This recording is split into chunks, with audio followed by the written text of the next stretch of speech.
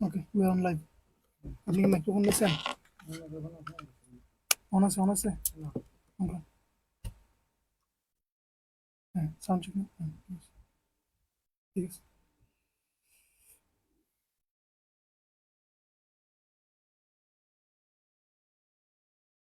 ওটাকে দিচ্ছি সাউন্ড। কোনটা নিছেন আপনি? এইটা নেন।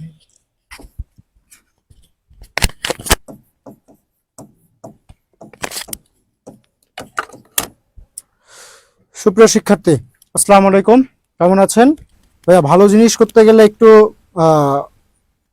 ঝামেলা পোহাতেই হয়, এটা নিয়ে আপনারা চিন্তিত হবেন না। চিন্তিত হওয়ার কোনো কারণও আমি দেখি না। আহ, সবাই একটু দ্রুত জয়েন করুন, কারণ আজকে বিষয়বহির্ভূত ক্লাস তো ওই জন্য একটু ঝামেলা হয়ে গেছে। আর একটু অপারেটিং সিস্টেম একটু ঝামেলা হয় মাঝে মাঝে সময়, এগুলো নিয়ে কোনো করা যাবে না। ঢুকুন ভাইয়া, দ্রুত ঢুকুন। এই যে ক্লাসের লিঙ্ক দিয়ে দিচ্ছি আপনাদেরকে, দ্রুত ক্লাসে আসুন। হোয়াটসঅ্যাপ গ্রুপে ক্লাসের লিঙ্ক দিয়ে দেওয়া হয়েছে, যারা যারা জয়েন হননি তারা দ্রুত জয়েন হয়ে যান। ওকে,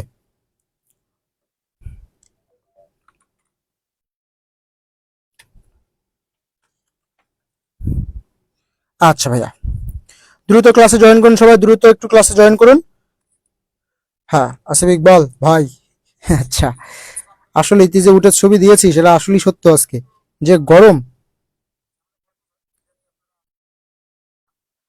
আচ্ছা ভাইয়া, ওয়ালাইকুম আসসালাম, ওয়ালাইকুম আসসালাম, ওয়ালাইকুম আসসালাম। Good evening brother, good evening, good evening. ওকে,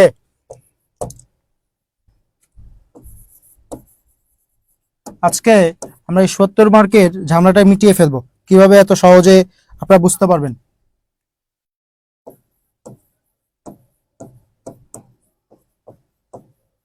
আমি আজকে আপনাদেরকে বলে দেবো যে কি কি লিখতে হবে, কি কি লিখলে আপনাদের জন্য খুব ভালো হবে, সেই বিষয়গুলো আমি আপনাদেরকে বলে দেবো। লাইভ পরে আসতেছে, একটু ফাস্ট করুন।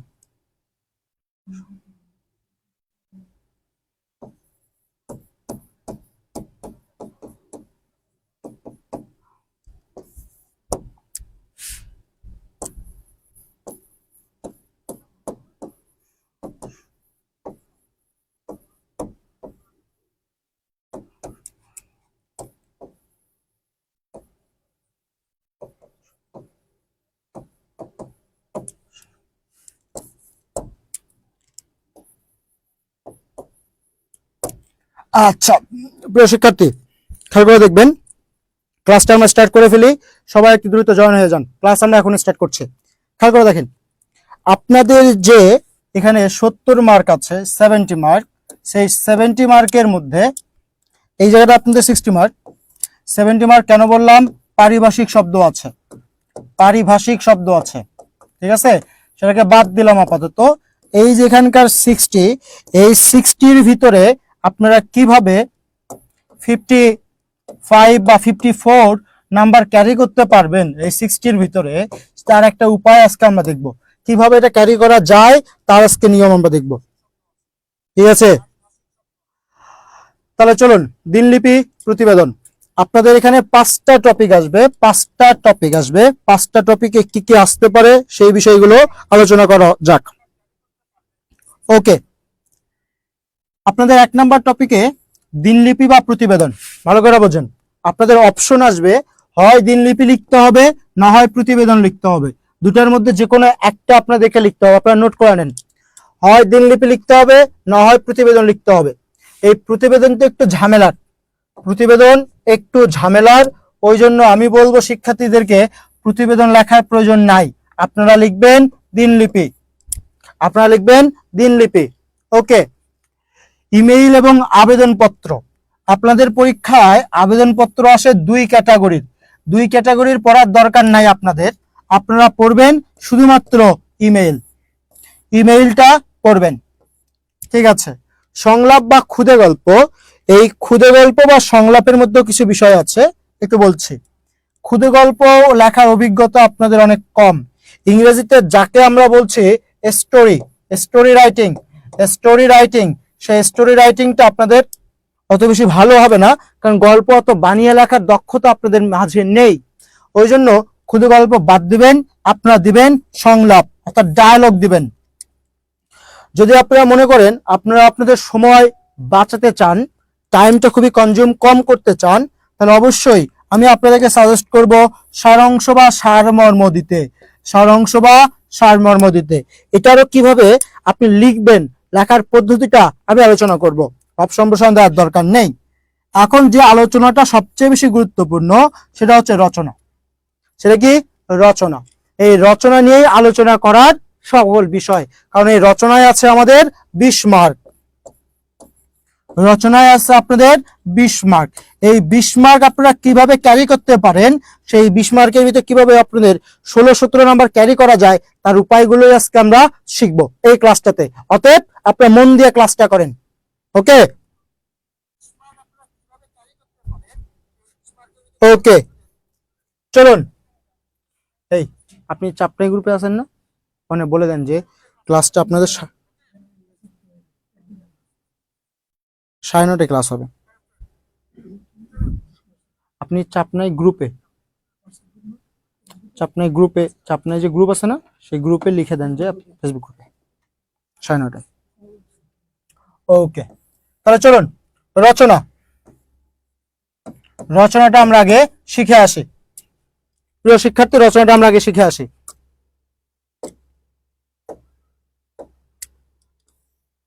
চলুন।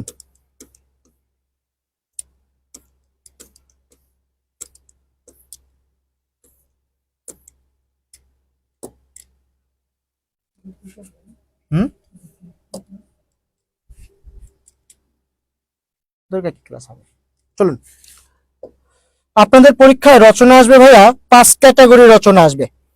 আপনাদের পরীক্ষায় রচনা আসবে 5টা ক্যাটাগরি রচনা আসবে। কি ক্যাটাগরি রচনা আসবে সেগুলো আজকে আমরা একটু শিখে নিই। অহনা, সারাংশ সারমর্ম লেখাটা বেটার। কে বলছে? এটা জিনিসটাই ছোট, ওরা ব্যাখ্যা করছি, পরে ব্যাখ্যা করছি।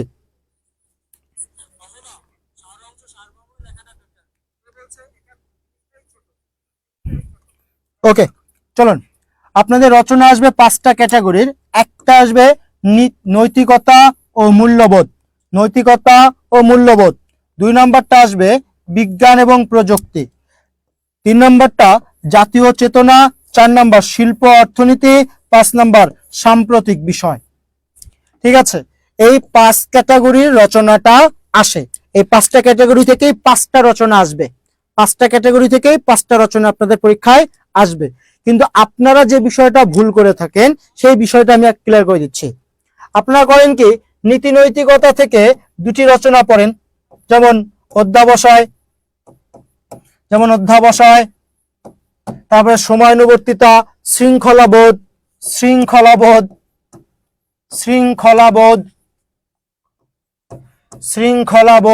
এই বিষয়গুলো আপনারা পড়েন। ওকে, বিজ্ঞান থেকে মানব কল্যাণে বিজ্ঞান, কৃষিকাজে বিজ্ঞান, এই বিষয়গুলো। জাতীয় চেতনা থেকে স্বদেশপ্রেম, দেশপ্রেম, তারপরে মুক্তিযুদ্ধ, ভাষা আন্দোলন। শিল্প থেকে পোশাক শিল্প। সাম্প্রতিক তো বোঝেনি, যেমন smart Bangladesh, dengue, metro rail, Padma সেতু, এইরকম বিষয়গুলো সাম্প্রতিক থেকে এসে থাকে। তাহলে এখন আপনারা কি করবেন, কি করলে আপনারা ভালো করতে পারেন তার বিষয়টা আমি বলে দিচ্ছি। ঠিক আছে, আমি ওটাই বলে দিচ্ছি, রচনা সাজেশনটাই বলে দিচ্ছি। অবশ্যই আপনারা নীতি নৈতিকতা থেকে কোনো প্রকার রচনা পড়বেন না, এখান থেকে নাম্বার আসবে না। আপনারা জাতীয় চেতনা থেকে রচনা পড়বেন না, কারণ ভাই আপনারা ছোটবেলা থেকে রচনা পড়ে আসতেছেন, মানে ছোটবেলা থেকেই আপনারা পড়ে আসতেছেন যে বিষয়গুলো কি, ভাষা আন্দোলন পড়ে আসতেছেন, মুক্তিযুদ্ধ পড়ে আসতেছেন, 6 দফা পড়ে আসছেন। কিন্তু এখন এই মুহূর্তে যদি আপনাকে 6টা দফা বলতে পারি, আপনি প্যান্টে প্রস্রাব করে দেবেন, কিন্তু বলতে পারবেন না। তাহলে ওটা ওখানে আপনি লিখতেই পারবেন না। মুক্তিযুদ্ধ নিয়ে যদি 10টা লাইন বলতে বলি, আপনি পারবেন না লিখতে, ইনস্ট্যান্ট, কিন্তু 6 থেকে পড়ে আসতেছেন, কিন্তু পারবেন না। ঠিক আছে, দরকার নাই। এখন এই যে শিল্প আর বিজ্ঞান ও প্রযুক্তি, এই দুই ক্যাটাগরির যে কোনো একটা ক্যাটাগরি রচনা আপনারা পড়তে পারেন। শিল্প বা শিল্প বা বিজ্ঞান ও প্রযুক্তির যে কোনো একটা ক্যাটাগরির আপনারা রচনা পড়েন। যদি আপনি বিজ্ঞান ও প্রযুক্তি নিয়ে যদি পড়েন, এখান থেকে একটা ক্যাটাগরি রচনা পড়েন, ওখানে একটা ক্যাটাগরিতে কয়টা আছে? 4-5টা রচনা আছে। যেমন কি কি হতে পারে সেই বিষয়গুলো আমি আপনাকে বলে দিচ্ছি, খেয়াল করে দেখেন। যদি আপনি রচনা, আপনার সকল ক্যাটাগরি থেকে রচনা আপনাকে পড়তে হবে না, সকল ক্যাটাগরি থেকে রচনা আপনাকে পড়তে হবে না। আপনি বিজ্ঞানটাই পড়েন, একটা ক্যাটাগরি রচনা পড়েন বিজ্ঞান। বিজ্ঞান কি কি হতে পারে? মানব কল্যাণে বিজ্ঞান। আচ্ছা, মানব কল্যাণে বিজ্ঞান, মানব কল্যাণে বিজ্ঞান, ঠিক আছে, মানব কল্যাণে বিজ্ঞান। এই মানব কল্যাণে বিজ্ঞানটাই দৈনন্দিন জীবনে বিজ্ঞান, ঠিক আছে, আধুনিক বিজ্ঞান, একই বিষয়। 2 নম্বরটা ধরেন কৃষি কাজে বিজ্ঞান, কৃষি বা চিকিৎসা ক্ষেত্রে বিজ্ঞান, চিকিৎসা ক্ষেত্রে বিজ্ঞান, কৃষি বা চিকিৎসা ক্ষেত্রে বিজ্ঞান। ওকে, কৃষি বা চিকিৎসা ক্ষেত্রে বিজ্ঞান, ঠিক আছে, কৃষি এবং চিকিৎসা ক্ষেত্রে বিজ্ঞান। তারপর আর কি? আধুনিক জীবনে বিজ্ঞান। আচ্ছা, আধুনিক জীবনে বিজ্ঞান। এখন এই বিষয়টা কিভাবে লিখতে পারেন? রচনা লেখার সময় একটা বিষয় খুবই গুরুত্বপূর্ণ, সেটা হচ্ছে subjective knowledge. Subjective knowledge, subjective knowledge, এই সাবজেক্টিভ নলেজটা কাজে লাগাতে হবে। আপনারা আইসিটি পড়তেছেন রে ভাই, তাই না? আইসিটি পড়তেছেন। যদি আপনারা আইসিটিটা পড়ে থাকেন, ভালো করে খেয়াল করে দেখেন, এখানকার যে রচনাগুলোর কথা বললাম, আইসিটির যে আপনাদের প্রথম অধ্যায়টা আছে, সেই প্রথম অধ্যায়, এই প্রথম অধ্যায়টাই চিকিৎসা ক্ষেত্রে বিজ্ঞান, কৃষি ক্ষেত্রে বিজ্ঞান, মানব কল্যাণে বিজ্ঞান, দৈনন্দিন জীবনে বিজ্ঞান, আধুনিক বিজ্ঞান, আইসিটি, সকল বিষয় ওই জায়গাটাতে পাবেন। কি নাই ওখানে? কি নাই ওখানে? ওখানে সবটাই আছে। ওই পয়েন্টগুলো আপনি ধারাবাহিকভাবে লিখবেন, তাহলে আপনার নাম্বারটা ক্যারি করতে পারবেন। আপনাকে যে ওই হায়াত মাহমুদ স্যারের বই থেকে হুবহু লিখতে হবে তার কোনো নেই, সেটা কোনো বলা হয়নি, ঠিক আছে। আপনাকে যে রচনা মুখস্থ করে লিখতে হবে এটা কে বলেছে? আপনি সে আইসিটি প্রথম অধ্যায়টা পড়েছেন, ওই সাবজেক্টিভ নলেজটাই আপনি ওখানে ঢেলে দেন, ওই সাবজেক্টিভ নলেজটাই আপনি ওখানে ঢেলে দেন, সমস্যা নাই তো। যারা সায়েন্সের শিক্ষার্থী আছেন তাদের তো আর কোনো সমস্যাই থাকার কথা না। দৈনন্দিন জীবনে বিজ্ঞান লিখবেন, আপনাদের তো বেশি বেশি লেখার কথা। কারণ ফ্যানটা কেন ঘুরছে, কাপড়টা আপনি কেন ধুচ্ছেন, এটাও তো আপনার দৈনন্দিন জীবনে বিজ্ঞান। ওখানে আপনি সোডা কতটুকু দিবেন, কি করবেন, দুটো বিক্রিয়া লিখে দেন সায়েন্সে যারা আছেন ওখানে, বাস নাম্বার তো চলে আসে আপনার, তাই না? রচনার ক্ষেত্রে এটাই করতে হয়, সাবজেক্টিভ নলেজটা আপনাকে বেশি বেশি দিতে হবে, তাহলে আপনি রচনা মোটামুটি টাইপের 18 থেকে 20 পেজ রচনা লিখতে পারবেন। যদি আপনার ভিতরে সেই সাবজেক্টিভ নলেজটা না থাকে তাহলে আপনি রচনা লিখতে পারবেন না। সাবজেক্টিভ নলেজটাকে কাজে লাগাবেন, বিষয়ভিত্তিক জ্ঞানটাকে কাজে লাগাবেন। ধরেন যাদের অর্থনীতি রয়েছে, যাদের অর্থনীতি রয়েছে, ঠিক আছে, যেসব শিক্ষার্থীদের, সেখানে আপনাদের পোশাক শিল্প আছে, ভাই পোশাক শিল্প আছে, কুটির শিল্প আছে, রণজিৎ কুমার নাথের বইয়ে এগুলো এত বিস্তারিত আলোচনা আছে যা বলার বাহিরে, তাই না? আপনারা তো ভাই অর্থনীতি পড়ছেনই, আপনারা তো ভাই অর্থনীতি পড়ছেনই, তাহলে সেই রণজিৎ কুমার নাথের 3য় অধ্যায়টা পড়ছেনই, তাহলে সেইটাকে কাজে লাগান না কেন? তাহলে আপনি সেটাকে কাজে লাগান না কেন? সেইটা থেকেই নলেজটা নিয়ে আপনি পড়েন না কেন? তাহলে আপনার এক্সট্রা করে রচনা পড়তে হচ্ছে না।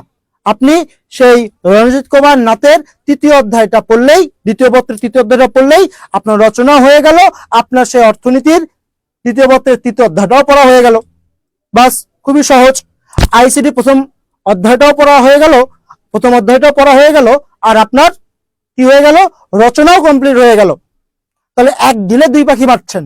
তাহলে এই নলেজটা যদি আপনি টেকনিক্যালি শার্প না হন তাহলে রচনায় ভালো করতে পারবেন না, রচনায় ভালো করতে পারবেন না। এটা হচ্ছে রচনার সবচেয়ে ভালো বৈশিষ্ট্য। ওকে, আচ্ছা,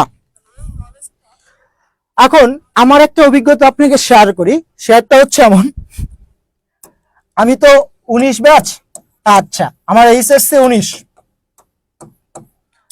আমাদের 5টা রচনা এসেছিল ঢাকা বোর্ডে, আমি ঢাকা বোর্ডের শিক্ষার্থী, ঢাকা বোর্ডে 5টা রচনা এসেছিল। আল্লাহর রাস্তে বলেন রে ভাই, একটা রচনা আমার পড়া ছিল না, তাই লিখবো কেমনে? হ্যাঁ, লিখলাম কেমনে? লেখার তো জানা আছে। আচ্ছা, দেখলাম ওই 5টা ক্যাটাগরি রচনার মধ্যে একটা রচনা এসেছে, সেটা জলবায়ু। সেটা কি? জলবায়ু এসেছে।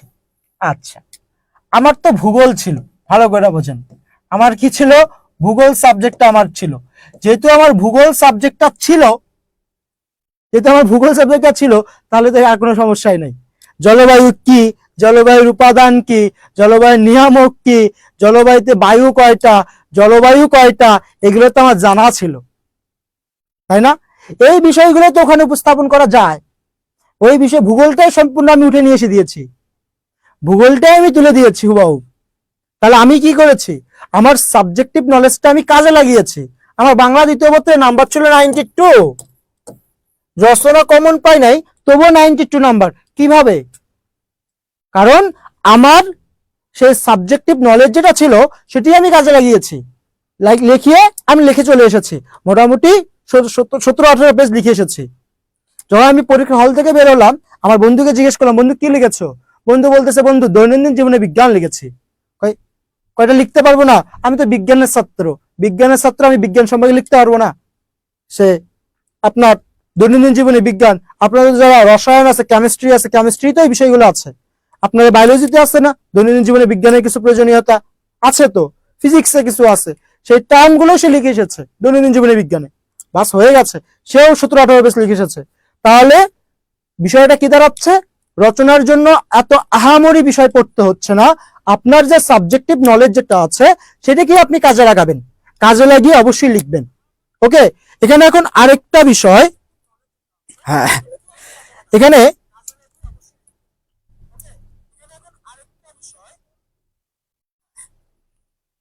ভাইয়া রচনা লেখার মান ক্যারি অবশ্যই আপনাকে 16-17 পেজ লিখতেই হবে রচনাতে। আরেকটা বিষয়, রচনাতে আপনাকে ইনফরমেশন দিতে হবে, আপনাকে ইনফরমেশন দিতে হবে। ঠিক আছে, আপনাকে অবশ্যই ইনফরমেশন দিতে হবে। ইনফরমেশন না দিলে নাম্বারটা ক্যারি করে একটু ডিফিকাল্ট হয়ে যায়। ঠিক আছে, এখন বিষয়টা হচ্ছে আপনি, ভাইয়া আমি তো এত ইনফরমেশন জানি না, তাহলে কিভাবে দেব? আপনাকে ইনফরমেশন জানতে বলছে কে? কোন শালা বলছে আপনাকে ইনফরমেশন জানতে হবে? আমি বলছি আপনাকে? কোন টিচার বলছে? না। তাহলে ইনফরমেশন দিব কই? আচ্ছা, তাহলে আরেকটা মজার ঘটনা আপনাকে শেয়ার করি। যখন আমি জলবায়ু নিয়ে লিখেছি, ভাই আসলে সত্য কথা বলতে জলবায়ু নিয়ে লেখার সময় এত ইনফরমেশন আমার মাথায় ছিল না, কিন্তু আমি এত ইনফরমেশন দিয়ে এসেছি। কিভাবে দিলাম? আনুমানিক ইনফরমেশন দিয়েছি, আমি আমার মন গড়া মতো ইনফরমেশন দিয়েছি, মন গড়া মতো তথ্য দিয়েছি, মন গড়া। ঠিক আছে, মন গড়া তথ্য দিয়েছি, তথ্য দিয়ে সোর্স দিয়েছি, সোর্স সে সোর্স আপনি আপনার মতো বানিয়ে দেবেন। বললাম জলবায়ুতে, আচ্ছা বাংলাদেশে জলবায়ুতে আচ্ছা কি কি প্রভাব পড়ছে একটা গ্রাফ করলাম, ভালো করে বোঝেন। 25 সালে ধরলাম যে 20 সালে 2% ক্ষতি হয়েছে, দক্ষিণ অঞ্চল ডুবে যাবে।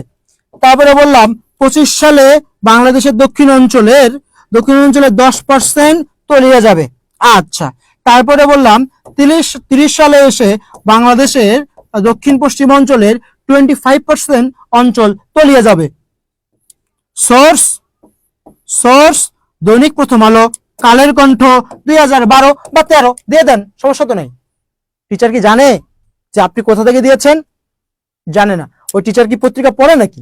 আপনার মতো পড়ে না। তাহলে ওই বিষয়টা নিয়ে এত ঘাবড়ানোর কিছু নেই। ঠিক আছে, তাহলে আপনারা কি বুঝতে পেরেছেন রচনাতে? আরেকটা বিষয় খেয়াল করে দেখেন, যে আরেকটা বিষয় মন দিয়ে খেয়াল করেন, পিএসসি পরীক্ষায়, পিএসসি মানে চাকরি পরীক্ষায় রচনা লিখতে গেলে ইনফরমেশন দিতে হয় না। চাকরি পরীক্ষায় রচনা লিখতে গেলে ইনফরমেশন দিতে হয় না, চার্ট দিতে হয় না, গ্রাফ এন্ড চার্ট এগুলো দিলে নাম্বার কমে যায় চাকরির পরীক্ষায়। তারপরে চিত্র দিতে হয় না, চিত্র দিতে হয় না। কিন্তু ভাইয়া আপনারা তো ভাইয়া প্রচুর কচি বাচ্চা, আপনারা তো প্রচুর কচি বাচ্চা। ঠিক আছে, কচি বাচ্চা কেন বললাম, অবশ্য ওই পাশে আপনারা বড়, কেন চিপা চাপায় যাওয়ার অভিজ্ঞতা আপনাদের অনেক। কিন্তু আসো যদি আপনারা কচি বাচ্চা না হইতেন তাহলে চিপা চাপায় যাইতেন না, যদি বয়স হইতো। বয়স আপনাদের অনেক কম তো ওই জন্যই যান। তাহলে দেখেন, তাহলে চার্ট এবং চিত্র এগুলো পিএসসি পরীক্ষা দিতে হয় না, কিন্তু আপনারা যদি লেদা বাচ্চা ওই জন্য আপনারা দিবেন, ওই জন্য আপনারা দিবেন। দিলে কি হবে, আপনাদের পেজ বাড়বে, আপনাদের কি হবে, পেজ বাড়বে, পেজ বাড়বে। আপনাদের লিখতে হবে কম, লিখতে হবে, লিখতে হবে কম, পেজ বাড়বে, লিখতে হবে কম। ঠিক আছে, পেজ বাড়বে, লিখতে হবে কম, এই বিষয়টা মাথায় রাখতে হবে। পেজ বাড়বে এবং লিখতে হবে কম। ইনফরমেশনটা খুব ভালোভাবে দেয়া যায়, ইনফরমেশনটা।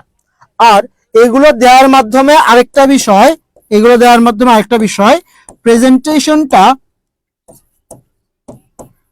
প্রেজেন্টেশন এটা একটা চমৎকার হয়, প্রেজেন্টেশনটা খুবই চমৎকার হয়। ঠিক আছে, যে ছাত্রের প্রেজেন্টেশন যত বেশি সুন্দর হবে সে ছাত্রের নাম্বারটা তত বেশি বাড়বে।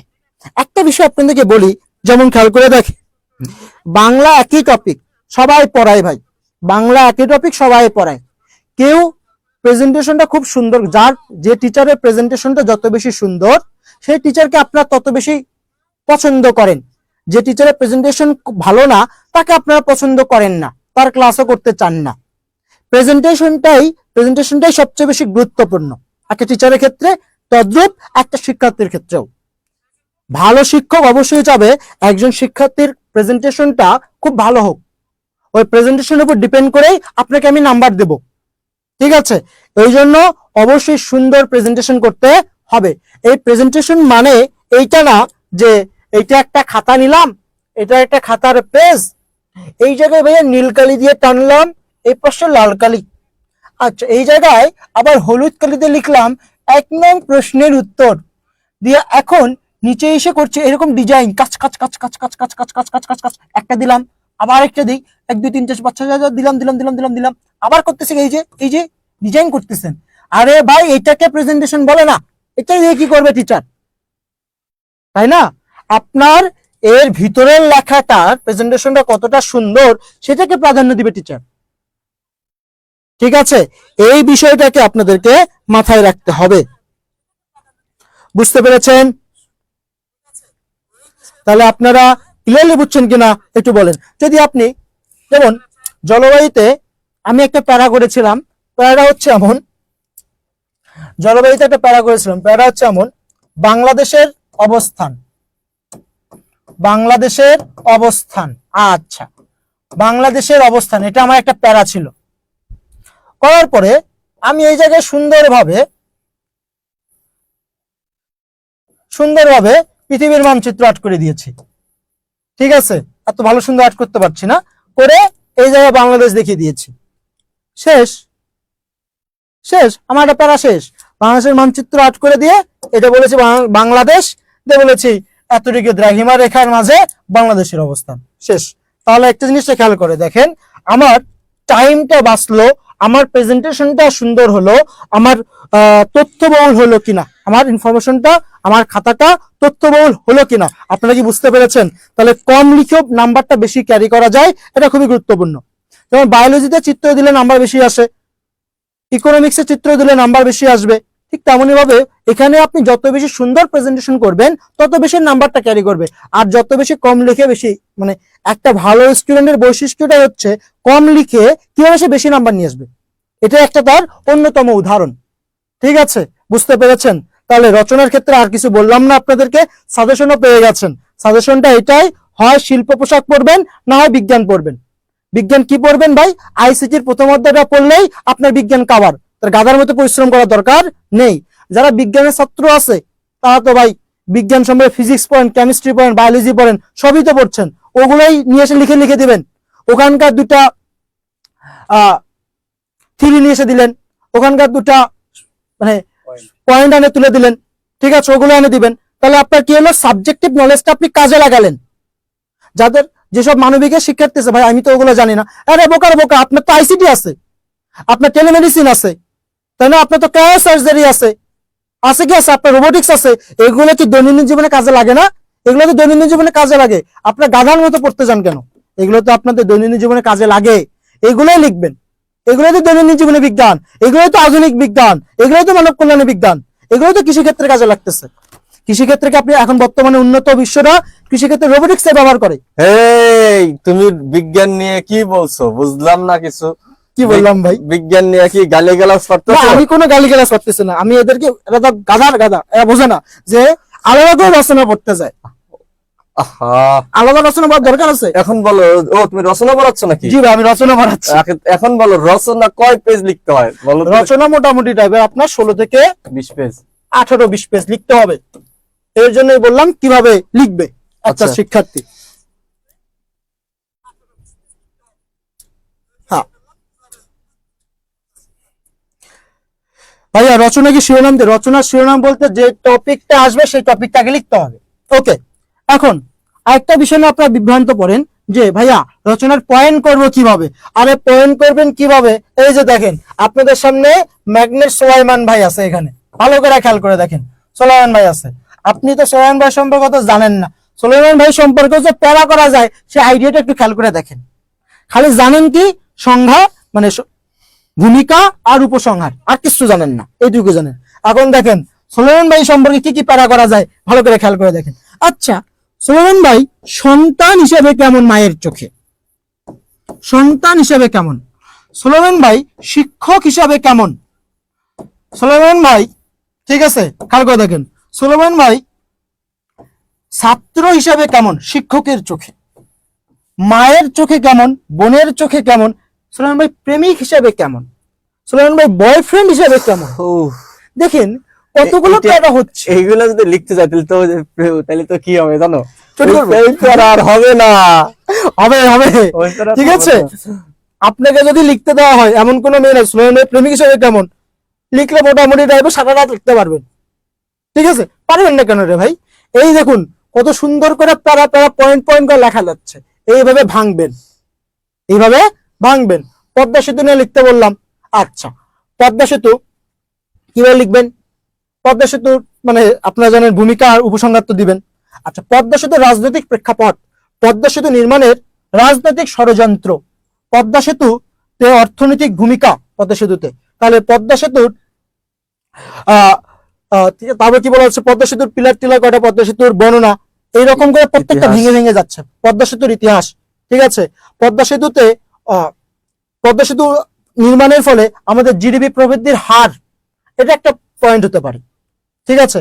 তবে পদ্মা সেতু নির্মাণের ফলে শিল্পক্ষেত্রে কি অবদান রাখছে, কৃষিক্ষেত্রে কি অবদান রাখছে, পদ্মা সেতু নির্মাণের ফলে আমাদের যোগাযোগ ব্যবস্থার কি অবদান, উন্নতি হয়েছে, এই দেখেন প্রত্যেকটা মোট কিন্তু কথা একটা হলো point তুমি হচ্ছে। এমন রচনা এমন ভাবে লিখবা যে তুমি অ্যাটলিস্ট 20 থেকে 25টা পয়েন্ট অ্যাড করবা, ঠিক আছে? পয়েন্ট বানাবা, ভাঙবেন ভাঙবেন, পয়েন্ট ভাঙবা, ঠিক আছে? একটাকে point বানাবা। ভাঙবেন, আর ভেঙে রচনা বিজ্ঞান লিখবেন। বিজ্ঞান সম্পর্কে তো শিওর আসবে, ঠিক আছে? দৈনন্দিন জীবনে বিজ্ঞান, এবার আর বিজ্ঞান বা বিজ্ঞান, এই যে কোনো বিজ্ঞান, একটাই বিজ্ঞান। যেই বিজ্ঞান আসুক না কেন, আলটিমেটলি চাইনা টুইনা তুমি কয়েকটা মানে তোমার শিক্ষা ক্ষেত্র, কৃষি ক্ষেত্র, চিকিৎসা আপনার- ক্ষেত্রে, ঠিক আছে? একটা তারপরে বিষয় না, হলো হ্যাঁ এই আপনার ছোট সব, ভাই তিতাস আছে না ভাই? তিতাস কিন্তু আমার রুমমেট ছিল, হ্যাঁ বুঝছেন। তিতাস পরীক্ষা হলতে বের হয়ে কইতেছে, বন্ধু রচনা লিখছো কয় পেজ? আমি বললাম বন্ধু আমি তো 16-17 পেজ লিখছি। কয় তুমি? আমি তো 16-17 পেজ লিখছি। কয় কি লিখছো? দৈনন্দিন জীবনে বিজ্ঞান। কয় বন্ধু কি লিখছো? কয় বন্ধু সায়েন্স পড়ছি এমনি, সায়েন্স পড়ে যে দৈনন্দিন জীবনে বিজ্ঞান লিখতে না পারি তাহলে হইলো? সেটাই পারবে। যারা সায়েন্সের আছে তোমরা পারবা, তোমরা মানবিকতা কেন পারবে না ভাই? আইসিটি পড়ছে না? মানবিকের যারা আছো বা ব্যবসায় শিক্ষার যারা আছো, ঠিক আছে? সবার জন্য তো এটা তো পারবা, অবশ্যই পারবা। তুমি আইসিটি তোমরা ICT এক পড়তে কাজ হবে। করতে পারো, তোমরা হলো বিজ্ঞানের যে কি কি পয়েন্ট হতে পারে, দৈনন্দিন জীবনে বিজ্ঞানের কি কি পয়েন্ট হতে পারে, এই পয়েন্ট এই পয়েন্ট গুলা তোমরা নোট ডাউন করে দেখি পোস্ট দিও, দেখি দেখি দেখবো কার আমরা। ক্রিয়েটিভিটি কি, ঠিক আছে? যারটা বেস্ট হবে তারটা আমরা সাজেস্ট করবো, ঠিক আছে? একদম পেজে পোস্ট দিয়ে দেবো, নাম মেনশন করে যাও। ওকে, ঠিক আছে, বুঝতে পেরেছেন। তাহলে আপনারা একটা কাজ করবেন, আপনারা সবাই আইসিটির প্রথম অধ্যায়টা পড়বেন, তাহলে আইসিটির একটা সৃজনশীল কমন পাচ্ছেন, আপনার রচনাটাও কমন হয়ে যাচ্ছে। এক ঢিলে দুই পাখি মারা গেল। যারা অর্থনীতি দ্বিতীয় পত্র অর্থনীতি আছে, তারা অর্থনীতির শিল্প অধ্যায়টা পড়বেন, তৃতীয় অধ্যায়টা কাভার, আপনার রচনাও কাভার। এক ঢিলে দুই পাখি, এক ঢিলে দুই পাখি কাভার। ঠিক আছে, এই চিন্তা ভাবনা করে রচনা লেখার চেষ্টা করুন। ওকে, তাহলে রচনা নিয়ে আপনাদের আমি আর কোনো কথা বললাম না, কারণ এখান থেকে হয় বিজ্ঞান পড়বেন, না হলে শিল্প অর্থনীতি পড়বেন, যে কোনো একটা ক্যাটাগরি রচনা পড়বেন। সকল ক্যাটাগরি থেকে 2-3টা করে পড়ার দরকার নাই, তখন আপনারা রচনা কমন পাবেন না। তাহলে রচনা নিয়ে আজকের পর থেকে আর কোনো আলোচনা হবে না। ওকে, ধন্যবাদ। বলেন ভাই, আপনি কি বুঝছেন কি করতে হবে রচনা? হ্যাঁ, আমি বুঝছি কি জানো, একদম মনে করো যে ডিরেক্ট সাবজেক্টিভ নলেজ কাজে লাগাতে হবে। কোনো কথা নেই, আর কিছু বললাম না। ওকে, আমি বুঝে গেছি। আচ্ছা, রচনা নিয়ে আর কোনোদিন কোনো কথা বলবো না, কারণ এই রচনা নিয়ে পোলাপান গেজায় বেশি। হ্যাঁ, প্রচুর গেজায় ভাই, রচনা লিখতে পারে না তো, কারণ কি লিখবো প্রচুর করে প্রতিবেদন। এই যে চলুন ভাইয়া এবং আপুরা, খেয়াল করে দেখেন, আপনাদের এই জায়গায় আরেকটা জিনিস আমি আপনাদেরকে ক্লিয়ার করে দিচ্ছি, যে হে তোরা কি উল্টা পাল্টা কথা বলছ রে? কি করছে দেখেন ভাইয়া, আপনাদের হয় দিনলিপি লিখতে হবে, নাহলে প্রতিবেদন লিখতে হবে। ঠিক আছে, প্রতিবেদন লেখাটা একটু ডিফিকাল্ট, আমি আপনাদেরকে সাজেস্ট করব দিনলিপি লিখতে। ঠিক আছে, সাজেস্টটা করবো কি, আপনারা দিনলিপিটা লিখুন। দিনলিপি লিখলে সবচেয়ে ভালো। এখন ভাই দিনলিপি কি এখন দিনলিপি কি, তাই না? আরে ভাই, প্রেম করছেন না জীবনে, ডেটে গেছেন না ভাই, ডেটেতে গেছেন, ডেটে যাওয়ার পরে কি করছেন ভাই, ডেটে সারাদিন ডেট করে আসছেন, আসার পরে রাত্রেবেলা একটা ডায়েরি নিয়ে বসছেন, ডায়েরি নিয়ে বসে বলছেন আহ কি সুন্দর একটা দিন কেটে গেল, এই যে লিখছেন। ঠিক আছে, প্রেমিকার চোখের দিকে যখন তাকালাম, কি আমি তার চোখের ভিতরে হারিয়ে গিয়েছি, ডায়েরিতে লিখছেন। ঠিক আছে, তার উষ্ণ ঠোঁটের ছোঁয়ায় আমি শিহরিত হয়ে এই গেছি। কি উষ্ণ ঠোঁটের ছোঁয়া আবার? আরে ব্যাখ্যা করো। হ্যাঁ, ঠিক আছে, এই যে লিখছেন, এই যে ওরাও জানতে চায় এই উষ্ণ ঠোঁটের ছোঁয়া কি আবার? বুঝছেন, ঠোঁট কি বিভিন্ন ধরনের প্রকার আছে ভাইয়া? অবশ্যই ঠোঁটের তো অনেক শ্রেণী বিভাগ আছে। ঠিক আছে, এগুলো শিখাবো ভাই, এগুলো শিখাবো। ঠিক আছে, এই যে লিখছেন সারাদিন ধরে, ঠিক আছে, লিখছেন যে তুমি যখন সকালবেলা আমাকে ফোন দিয়েছিলে আমি অবাক হয়ে গিয়েছি। এই যে লেখাগুলো, এই লেখাগুলো সারাদিন কি করলেন? ঠিক আছে, তোমার হাত ধরে যখন হাঁটছিলাম আমার বুকের বাঁ পাশে টিপ টিপ টিপ টিপ করে ব্যথা করছে। এই যে লিখছেন, মানে এই যে লিখছেন, এই লেখাগুলোই কি ভাই আপনার দিনলিপি। ঠিক আছে, অর্থাৎ এক কথায় আপনার ডায়েরি, এক কথায় কি আপনার ডায়েরি। ওকে, বুঝতে পেরেছেন ডায়েরি কিভাবে লিখতে হয়? এখানে আপনি আপনার মনের মাধুরী মিশিয়ে লিখবেন, মনের মাধুরী, কিন্তু বিষয়গুলো অনেক সহজ হবে, সাবলীল হবে, কোনো কঠিন শব্দ লেখা যাবে না। আর আপনারা বলতে পারেন ভাই আমাদের মাথায় তো কঠিন শব্দ আসে না, আমি লিখবো কি? দরকার নাই, সোজা বাংলা লেখেন। দিনলিপি মানে কি, সোজা বাংলা আপনাকে লিখতে হবে। আপনি সারাদিন কি করছেন সেগুলো একটু সাহিত্যিক ভাবে উপস্থাপন করুন। যেমন আপনার স্কুল জীবনের বা কলেজ জীবনের প্রথম দিনের অভিজ্ঞতা নিয়ে একটি দিনলিপি লিখতে বলেছে, আপনি কি এভাবে লিখবেন, মুই সকালবেলা ঘুম থেকে উঠলুম বাহে, উঠে কি করলাম, ড্রেস ক্যান পরে স্কুলত গেলুম, স্কুলে কোনো ক্লাসে মোর ভালো লাগলো না, মুই এখন আসে বাড়িতে এসে ঘুমাচ্ছিলাম, এটা কোনো দিনলিপি না। ঠিক আছে, দিনলিপিটা লিখতে হবে কিভাবে, সুন্দরভাবে, ভোর হতে না হতেই বা পাখির কলরবে আমার ঘুম ভেঙে গেল, বা আবার বলতে পারেন কি, আজানের ধ্বনি আমার কানে পড়তে না পড়তেই আমার চোখ খুলে গেল, ও আজকে আমার কলেজের প্রথম দিন, আমি আগের রাতেই, আমি রাতের বেলায় কলেজের ইউনিফর্ম, ব্যাগ সকল কিছু গুছিয়ে রেখেছি। দেখেন কি সুন্দর হলো। আপনি যখন বলছেন এইভাবে শুরু করছেন, হেডিংটা এইভাবে শুরু করছেন, ভোর হতে না হতেই বা পাখির কলরবে বা আজানের ধ্বনি শুনতে না শুনতেই আমার ঘুম ভেঙে গেল, তাহলে একটু দেখুন একটা সাহিত্যিক একটা ভাব আসলো না? তাহলে এই জিনিসটা খুবই রোমান্টিক হইলো না? জিনিসটা খুব ভালো হলো না? বুঝছেন কি? প্রেম করলে যারা প্রেমিক পুরুষ তারা অবশ্যই লিখতে পারবেন, যারা প্রেম করেন না তারা লিখতে পারবেন না মনে হচ্ছে। তাহলে বুঝতেই পারছেন তাহলে কিভাবে করতে হবে। ওকে, তাহলে এইভাবে আবেগটাকে আপনাকে প্রকাশ করতে হবে। আপনার দিনলিপিতে আপনার অবশ্যই আবেগ, অবশ্যই আপনার অনুভূতি, অবশ্যই আপনার কষ্ট, এগুলো অবশ্যই আনন্দ, এগুলো দিনলিপিতে অবশ্যই ফুটে উঠবে। এগুলো আপনাকে ফুটে তুলতে হবে দিনলিপিতে। এখন চলুন দিনলিপি লেখার ক্রাইটেরিয়াটা কি।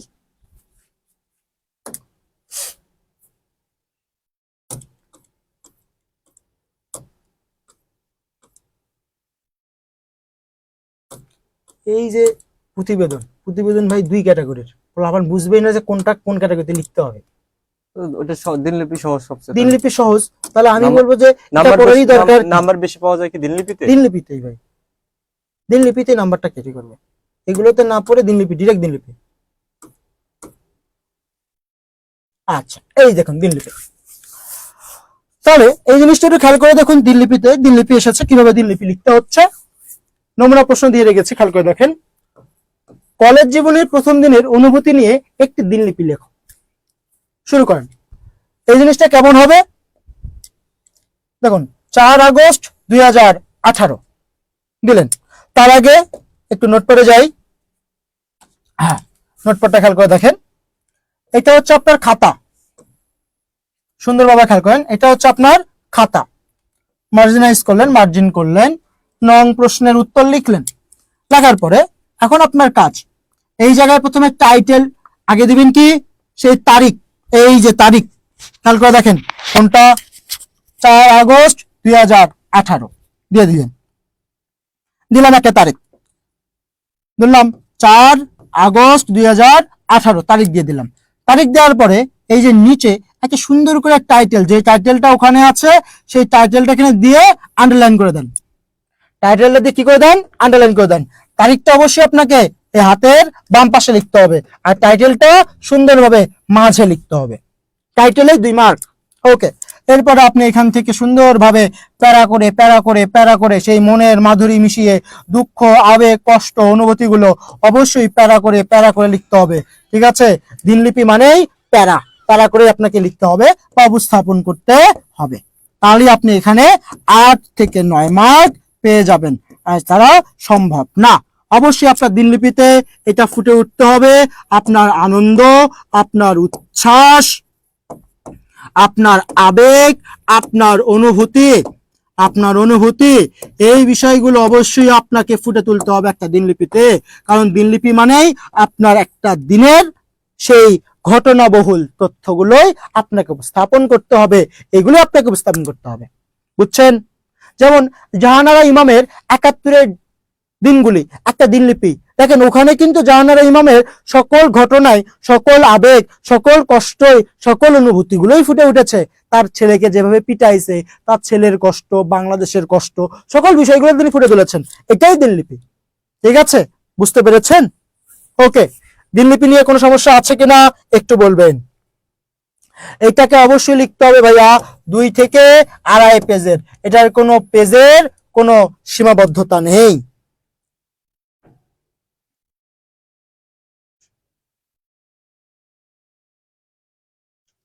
এখন কি আপনারা কি বুঝতে পেরেছেন কিনা এখন একটু বলবেন। 2 থেকে 2.5 পেজ লিখতে হবে। আচ্ছা, ইমোজি যদি ব্যবহার করা যেত। কে কল দেয় আবার আমারে? মা আমি ক্লাসে, মা বাবা আমি ক্লাসে।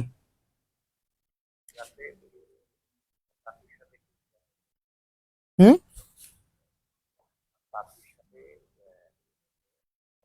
আচ্ছা আচ্ছা আচ্ছা, ওকে ওকে ওকে, ক্লাসে ক্লাস নিচ্ছে।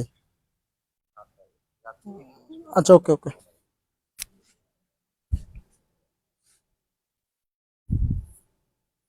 ওকে ভাইয়া, এটা 2 থেকে 2.5 পেজ লিখতে হবে। দিনলিপি নিয়ে কোনো সমস্যা আছে? নাই, দিনলিপি নিয়ে কোনো সমস্যা নেই। আপনারা কি ক্লাসটা বুঝতে পেরেছেন কিনা একটু বলবেন। কত পেজ লিখতে হবে? 2 থেকে 2.5 পেজ। আচ্ছা, বুঝছেন কিনা সবাই বলুন। 2 থেকে 2.5 পেজ লিখতে হবে অনেক, 2 থেকে 2.5 পেজ লিখতে হবে অনেক ভাই। সেটা 10 থেকে 12 পেজ সেটা পরীক্ষার খাতায় লেখা যাবে না, কিন্তু আপনার পার্সোনাল ডায়েরিতে লিখতে পারেন। ঠিক আছে, পার্সোনাল ডায়েরিতে লিখবেন। নসরুল্লাহ বুঝতে পেরেছেন? নসরুল্লাহ আপনার আমাকে ফোন দেওয়ার কথা ছিল আপনার, কিন্তু আপনার পরে আর ফোন দেননি। ওকে ভাই, আজকের ক্লাসে আর প্রতিবেদন না পড়াই, একটা একটা করে অপশন গুলো পড়াচ্ছি, বাকি আর একটা ক্লাসে ওইগুলো পড়াই দেবো। ওকে, এখন দেখেন আমাদের ভাই দিনলিপি গেল, এখন আমার ইমেইলটা শিখিয়ে দিচ্ছি আপনাদেরকে আমি কিভাবে ইমেইল লিখতে হবে। ইমেইল লেখার নিয়ম, চলুন ইমেইলটা আমরা একটু শিখে আসি। ইমেইল, মারবিন, বুঝতে পেরেছেন কিনা এটা বলবেন। চলেন, ইমেইল, ইমেইল বা ইমেইল মানেই বৈদ্যুতিক চিঠি। ইমেইল মানে কি? বৈদ্যুতিক চিঠি। ভাই অহনা প্যারা করতে হবে, আমি তো বলেছি ভাই আপনাকে প্যারা করতে হবে। অহনা দিনলিপিতে, দিনলিপিতে প্যারা করতে হবে। আপনার মনের আবেগ অনুভূতি গুলো প্রকাশ করছেন। দেখেন ইমেইল জিনিসটা খেয়াল করে দেখেন, এটা হচ্ছে আপনার সুন্দর একটা পেজ, খাতা। এটা আপনার খাতা, মার্জিন করে নেবেন। মার্জিন করার পরে আচ্ছা ওকে, মার্জিন করলেন, করে নং প্রশ্নের উত্তর, নং প্রশ্নের উত্তর দাগ দিলেন। দাগ দেওয়ার পরে আপনার এখন কাজটা হবে এই খাতাটাকেই, এই খাতাটার ভিতরে এতটুকু জায়গার ভিতরেই একটা বক্স করতে হবে। কি করতে হবে? একটা বক্স করে নিতে হবে। ইমেল লেখার সময় একটা সুন্দরভাবে এইভাবে একটি বক্স করতে হবে। বক্সটা করলেন, ভালো কথা, ভালো করে বোঝেন ভাইয়া। বক্স করলেন, দিনলিপি 10 নম্বর ভাই, দিনলিপি 10। আচ্ছা, এটা কি করলেন ভাই? বক্স করে নিলেন। বক্স করার পরে এখন এই জায়গাটাতে কয়েকটা বিষয় ঘর এরকম করে টেনে নেবেন স্কেল দ্বারা। কয়টা টানবেন আমি তা সব বলে দিচ্ছি আপনাদেরকে। প্রথমে ধরেন ফ্রম, ফ্রম, তারপরে কি ভাই টু, টু সিসি, বিসিসি, তারপরে কি সাবজেক্ট। সাবজেক্টটা অবশ্যই আপনাকে পূর্ণরূপেই লিখতে হবে, এইভাবে পূর্ণরূপেই লিখতে হবে। এরপরে নিচে আরেকটা বক্স করবেন, বক্সটা হচ্ছে সেন্ড, সেন্ড বা অ্যাটাচমেন্ট, সেন্ড বা অ্যাটাচমেন্ট করার পরে এইরকম করে লাইন টানবেন স্কেল দ্বারা। এই লাইন যেন সমান হয়। ভালো কথা, সমান করলেন। জি ভাইয়া, সমান করলেন। সমান করার পরে এখন এই জায়গা থেকে লেখা শুরু করবেন, প্রিয়, প্রিয় অমুক তমুক অমুক অমুক। এটা ইমেইলটা কোনোদিনই আপনাকে, ইমেইল সবসময় এক পেজে লিখতে হবে। ইমেইল কয় পেজে লিখতে হবে? এক পেজে লিখতে হবে। এটা কোনোদিনই 2-2.5 পেজে লেখা যাবে না, এটা একটা পেজে লিখতে হবে। ক্লিয়ার? ইমেইল কয় পেজে লিখবেন? এক পেজের ভিতরে লিখবেন। ইমেইলের কথা কোনোদিনই বেশি হবে না। এখানে কথাবার্তা আপনি 5 থেকে 7 লাইন বা 8 লাইনের ভিতরে আপনাকে শেষ করতে হবে। মনের ভাব যতটুকু আছে ততটুকু এখানে শেষ করতে হবে অফিসিয়াল মেইলে। ওকে, এরপরে আপনাকে এখানে ইতি অমুক তমুক দিয়ে শেষ করে দিলেন এই ভিতরের লেখাটা। আচ্ছা, এতটুকুকে ক্লিয়ারলি বুঝছেন কিনা একটু বলবেন। এতটুকুকে ক্লিয়ারলি বুঝছেন কিনা একটু বলেন, বলেন ভাইয়া, ক্লিয়ারলি বুঝছেন কিনা একটু বলেন ভাইয়া, বলেন।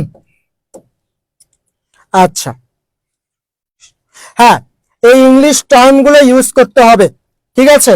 ভিতরটা আপনি বাংলা লিখবেন, আর সাবজেক্টটা অবশ্যই বাংলায় লিখবেন। সাবজেক্টটাও কিসে লিখবেন? অবশ্যই বাংলায় লিখবেন। সাবজেক্টটি বাংলায়, সাবজেক্টটা অবশ্যই বাংলায় আপনাকে এখানে লিখতে হবে। সাবজেক্ট অবশ্যই এক লাইনে লিখবেন, বেশি বড় করে না, এক লাইনে লিখবেন সাবজেক্ট। এই যে সাবজেক্টটা। ওকে,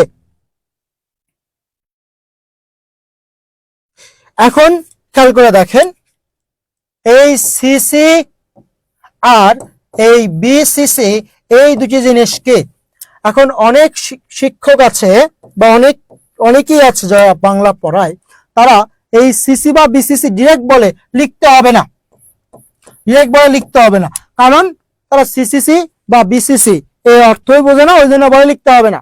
চলুন, এই সিসি এবং বিসিসি এটা কেন লাগবে, এটা আপনি যখন চাকরির ক্ষেত্রে যাবেন তখন এটা আপনার লাগবে রে ভাই, বা আপনি কি জন্য লাগবে তার একটু ব্যাখ্যাটা শিখে আসি। আচ্ছা,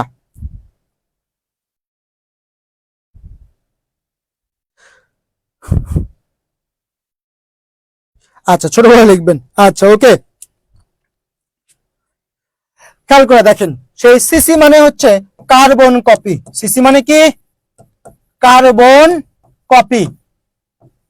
কার্বন কপি। সিসি মানে কার্বন কপি, বিসিসি মানে blind carbon copy. Blind carbon copy. দেখেন ভাই, সিসি মানে হচ্ছে কার্বন কপি, বিসিসি মানে blind carbon copy. Blind carbon copy. CC মানে কার্বন কপি, বিসিসি মানে ব্লাইন্ড কার্বন কপি। হ্যাঁ, ইমেইল আপনি ইনফর্মাল লিখবেন, ঠিক আছে, ইনফর্মাল লিখবেন। তাহলে ইমেইল তুই ক্যাটাগরি, একটু পানি খাও। এটা বললো যে 1 নাম্বার বললো ইন্টারনেটের, ডিস্টার্ব দিলে বিরক্ত লাগে।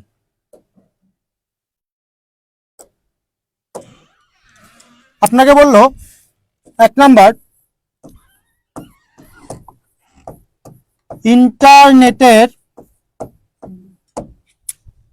সুফল ও কুফল নিয়ে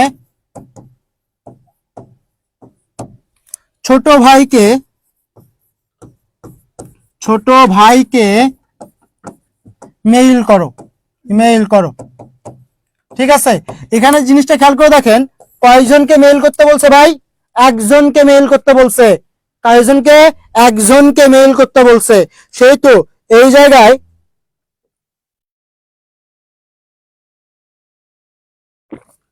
এক পেজে লিখতে হবে, এক পেজে লিখতে হবে।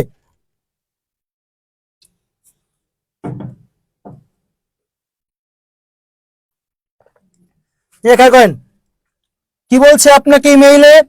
ছোট ভাইকে ইমেইল করো, মানে ভাইয়া বোঝেন, ইন্টারনেটে সুফল ও কুফল নিয়ে ছোট ভাইকে ইমেইল করো। এখানে কয়জনকে মেইল করতে বলছে ভাই? একজনকে মেইল করতে বলছে আপনাকে। যেহেতু এখানে আপনাকে একজনকে মেইল করতে বলছে, সেহেতু আপনার এখানে সিসি এবং বিসিসি দেওয়ার কোনো প্রয়োজন নেই। জাস্ট এরকম একটা টান দিয়ে রেখে দিবেন, জাস্ট একটা টান দিয়ে রেখে দিবেন। ওকে, জাস্ট একটা টান দিয়ে রেখে দিবেন। এখন খেয়াল করে দেখেন, যদি আপনাকে বলতো ইন্টারনেটে সুফল ও কুফল নিয়ে ছোট ভাইকে না দিয়া বললো বন্ধুদের মেইল করো। খেয়াল করে দেখেন, বন্ধুদের ইমেইল করো। কাদেরকে বলছে? বন্ধুদের মেইল করো, মানে একাধিক লোককে মেইল করতে বলছে। আপনি কি ধরেন একাধিক লোক মানে ধরেন 5 জন। কয়জন? 5 জন। আচ্ছা, b@gmail.com একটা ধরেন c@gmail একটা, 3 নাম্বার d@gmail একটা, 4 নাম্বার e@gmail একটা, 5 নাম্বার f@gmail একটা। এই 5 জনকেই আপনাকে কি করতে বলছে ভাই? ইমেইল করতে বলছে। বন্ধুদের মানে 5 জনকে করবেন। আপনি কি এখন ওই মেইলটা মানে বি কে আলাদাভাবে করবেন, সি কে আলাদাভাবে করবেন, ডি কে আলাদাভাবে করবেন? এত সময় আছে? সময় তো নাই, ঠিক আছে না? ওই মেইলটা দেন 100 জনকে মেইল করতে বললো, সময় আছে? অত নাই। কয়জন করবেন, তাই না? যখন এরকম বন্ধুদের বলবে তখন আমার সিসি এবং বিসিসির প্রয়োজন, ঠিক আছে? তখন আমার সিসি এবং বিসিসির প্রয়োজন। এই 5 জনের মধ্যে যে কোনো একজনের নাম আপনার টুতে যাবে, যে কোনো একজনের নাম আপনি টুতে দিলেন। সিসিতে আপনি টুতে আপনি বি এর নাম দিলেন, সিসিতে এসে সকল মেইলগুলা এখানে আপনি বসিয়ে দিলেন, সকল মেইলগুলো আপনি এখানে বসিয়ে দিলেন। বুঝছেন? বুঝছেন কিনা একটু বলেন, এতটুকু বুঝছেন কিনা বলেন, সবাই একটু বলেন। অবশ্যই উদাহরণ দেখাবো ভাইয়া, বলেন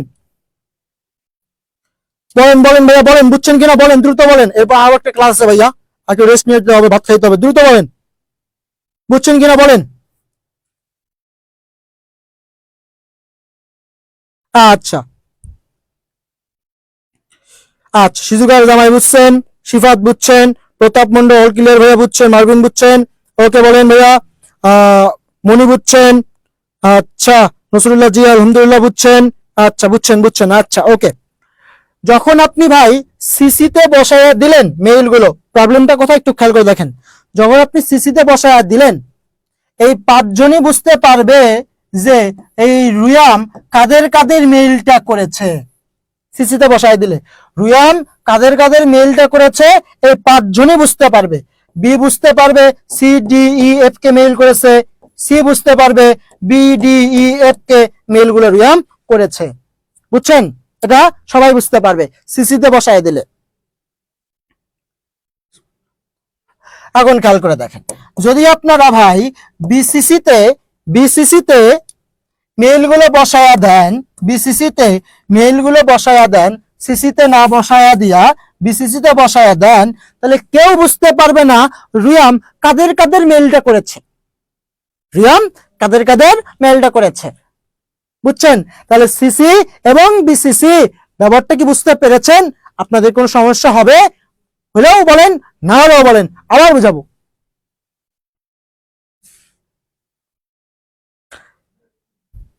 বলেন ভাইয়া বলেন,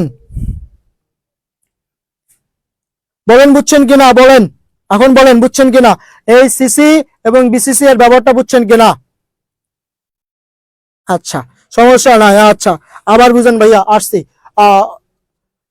যদি আপনি সিসিতে যদি মেইলগুলো বসায় দেন, ধরেন আমি সবাই 5 জনকে মেইল করছি, আমি এই 5 জনকে মেইল করছি, এর মধ্যে যে কোনো একটা মেইল টুতে বসায় দিব, ঠিক আছে, আর এই 4টা মেইল সিসিতে বসায় দিব।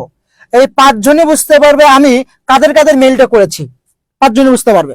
যদি আমি এই সিসিতে না বসায় দিয়া এখানে একটা মেইল বসায় দিলাম আর বিসিসিতে মেইলগুলো বসায় দেই, কেউ বুঝতে পারবে না আমি কাদের কাদের মেইলটা করেছি, কাদের কাদের মেইলটা আমি করেছি। সবার কাছে মেইল ফরওয়ার্ড হয়ে যাবে, সবাই বুঝবে মনে রিয়াম শুধু আমাকেই মেইল করেছে, বি বুঝবে রিয়াম শুধু আমাকেই মেইল করেছে, সিও বুঝবে রিয়াম শুধু আমাকেই মেইলটা করেছে, কিন্তু আমি মেইলটা সবাইকেই করেছি। আর সিসিতে বসায় দিলে সবাই বুঝবে রিয়াম বিকেও মেইল করেছে, সিকেও মেইল করেছে, ডিকেও মেইল করেছে। আর বিসিসিতে বসায় দিলে কেউ কারোটা বুঝবে না, যে খালি বুঝবে ওই মনে আমাকেই মেইলটা করেছে। বুঝতে পেরেছেন? মানে হিরেন। আচ্ছা বুঝছেন কিনা বলেন বলেন বলেন। এই আপনার আলতু ফালতু গল্প বাদ দিয়ে এখন কথাই ফিরে আসেন মিয়া। এই সিসি এবং বিসিসি কোনোদিনই বোঝেন নাই, আজকে এত সুন্দর করে বুঝিয়ে দিলাম বোঝেন, তারপরে করলেন নিয়ে পড়েন। হ্যাঁ না না না, মাল্টিপল এভাবে তখন আপনাকে করতে হবে সিসিতে কিছু বসাই দিতে হবে আর বিসিসিতে কিছু বসাই দিতে হবে। বুঝেন নাই? যদি আপনি খালি বলতে যাচ্ছেন যে বি এবং সি দুইজন একে অপরটা জানবে, তা দুইজনেরটা আপনি সিসিতে বসাই দিবেন, আর ডি ই এফ তখন বিসিসিতে বসাই দিবেন। শুভ কি বুঝতে পেরেছেন? ক্লিয়ার? ওকে, তাহলে এক্সাক্ট ধারণাটা আপনি পাইলেন, আজকের পর থেকে আর কোনো সমস্যা হওয়ার কথা না। জিনিসটা খেয়াল করে দেখেন, অবশ্যই একে বক্স করতে হবে। এই যে ছোট ভাইকে মেইল করো, মানে আপনার সিসি বা বিসিসি এখানে দেওয়ার কোনো প্রয়োজন নাই। যদি আপনাকে বলতো ছোট ভাইদের মেইল করো, তখন অবশ্যই আপনার সিসি এবং বিসিসি এর ইউজ আপনাকে করতে হবে, না ছাড়া আপনার অবশ্যই নাম্বার কেটে যাবে। ওকে আচ্ছা বুঝতে পেরেছেন, কোনো সমস্যা এখানে থাকার কথা না বাবা। এখন খেয়াল করে দেখবেন আর কি বাকি আছে। ওকে ইমেইল গেল, এখন চলে আসুন সংলাপ এবং ক্ষুদে গল্প। আমি আপনাদেরকে বলবো ক্ষুদে গল্প না দিয়ে আপনাদেরকে আমি সংলাপ লিখতে উৎসাহিত করব। সংলাপটাই লিখবেন, সংলাপটাই আপনারা লিখবেন। চলুন সংলাপ, সংলাপ এই পিডিএফ, এটা আমি আপনাদেরকে পিডিএফটা প্রোভাইড করবো, ভাইয়া চিন্তা করার কোনো কারণ নাই। সংলাপ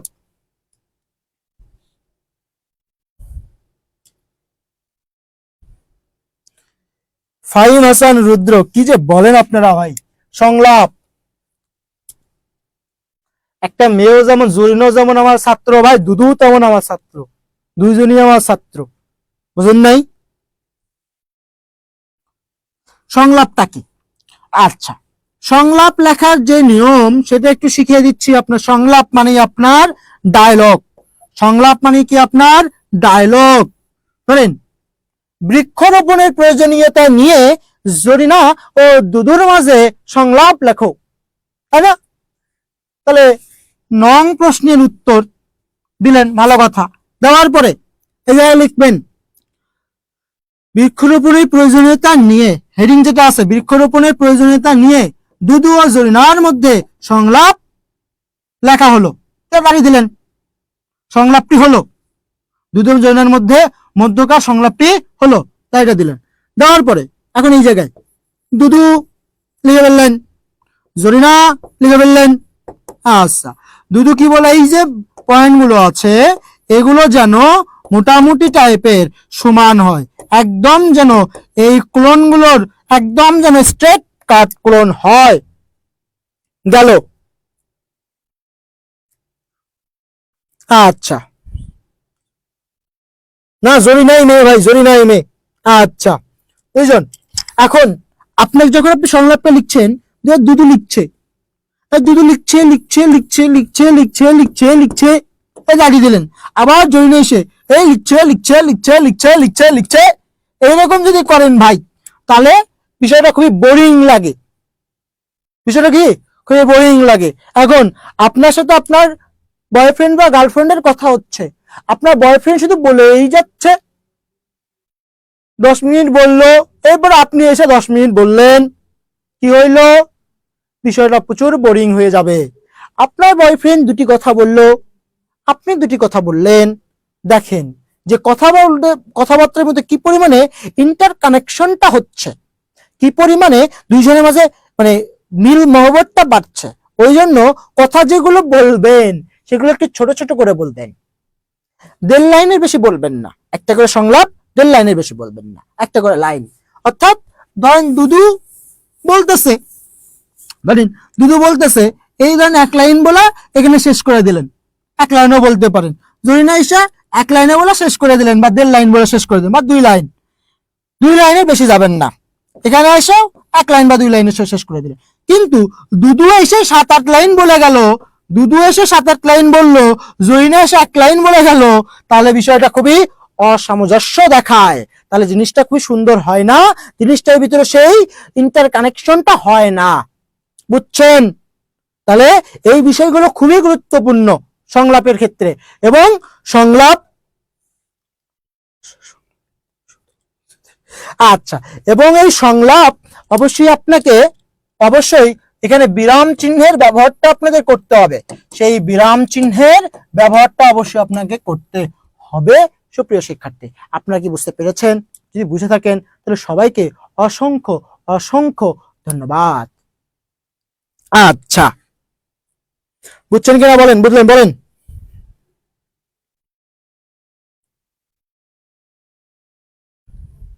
আচ্ছা বলেন ভাইয়া।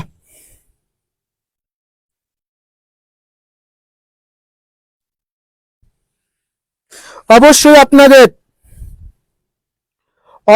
আপনাদের এইটা 2.5 পেজ লিখবেন। কয় পেজ লিখবেন? 2.5 পেজ লিখবেন। ওকে, তাহলে দিনলিপি লিখবেন 2.5 পেজ, ইমেল লিখবেন 1 পেজ, ঠিক আছে। আর সংলাপ লিখবেন 2.5 পেজ।